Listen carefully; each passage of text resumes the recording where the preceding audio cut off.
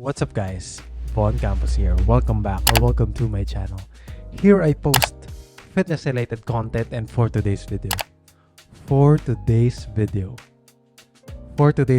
babalik na natin ang pinakamalupit, pinaka-inaabangan, aka most anticipated, mas magaling pa sa Hell's Kitchen, Jungle Kitchen, Judy Ann's Kitchen sa paggawa ng macro-friendly recipes. Babalik na natin ang mga tinurong cooking ng ina mo. Let's go! Yes! In this video, gagawa tayo ng macro-friendly gata meals. 2 ways. So, gagayahin natin si Ninong Rai. And, yeah, let's go!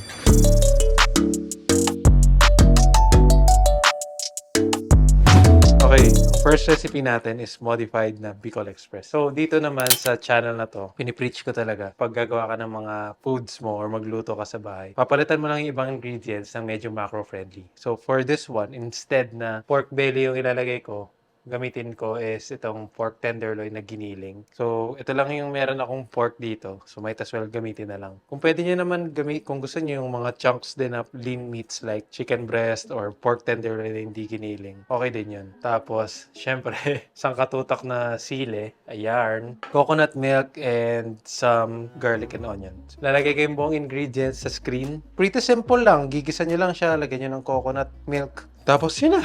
Luto na. Diba? Easy peasy lemon squeezy. Pasensya na, wala tayong studio kasi wala eh.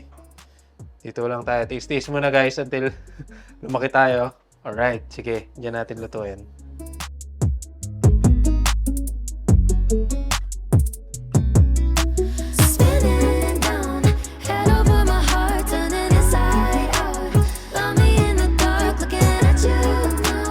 Alright guys, luto na.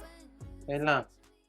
Takes no time to make, as in parang 10 minutes na prep time, 10 minutes na cook time, luto na. First bite.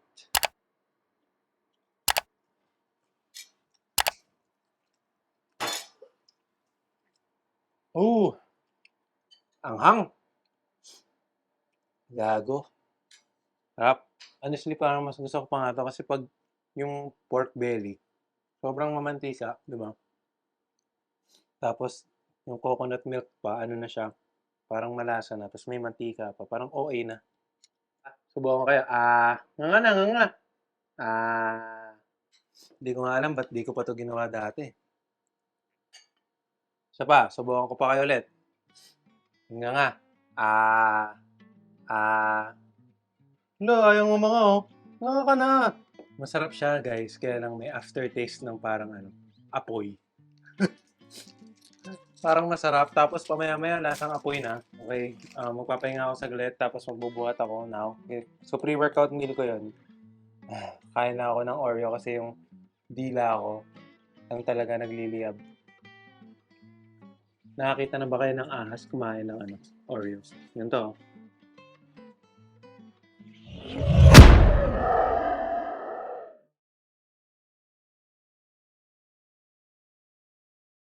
Okay boys, next recipe natin is ginataang gulay, tapos lalagyan lang natin siya ng pork tenderloin. Calabasa in English. Tapos may sitaw, garlic, onion, and yung pork tenderloin.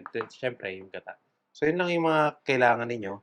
Yung buong ingredients, lalagay ko sa screen right now. Yun lang, quick and easy. Gagawin lang to mabilis. Palambutin lang yung kalabasa. Tapos, yun na. Diba? Dali lang. Diba? I just wanna have fun, turn around now, turn around now. I just wanna have fun, turn around now, turn around now. I just wanna I wanna turn around, dance. I just wanna I wanna around now. I just wanna have fun, turn around. Itadakimasu. So, diba? Perfect for bulking yung nilagay kong meals. Although kahit cutting naman, kung gusto mo talagang kumain ng masarap, kaya mo siyang i-fit. Madali lang siya i-prepare, matagal lang talaga siya lutuin. So, niluto ko to for like 15 to 20 minutes.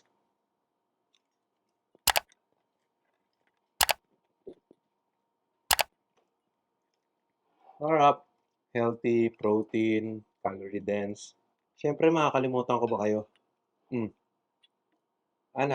Say nga ka na. Nga nga na, ayaw pang umangay.